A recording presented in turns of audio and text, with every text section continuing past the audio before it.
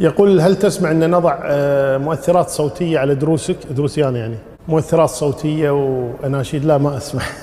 لا، رجاء لا أحد يحط شيء، ما أحتاج لا مؤثرات ولا شيء، فكونا منها، الله يجزاكم خير. يسمونه الآن بالأناشيد الإسلامية، أكثره نقلد فيه المغنين والمغنيات بالأصوات.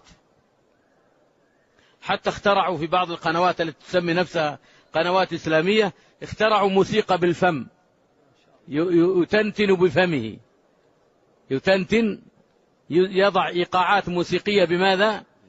بفمه. والأسف كما قال ابن القيم رحمه الله وأورد في إغاثة اللهفان: فبتنا على سنة المصطفى وباتوا على تنتنا تنتنا.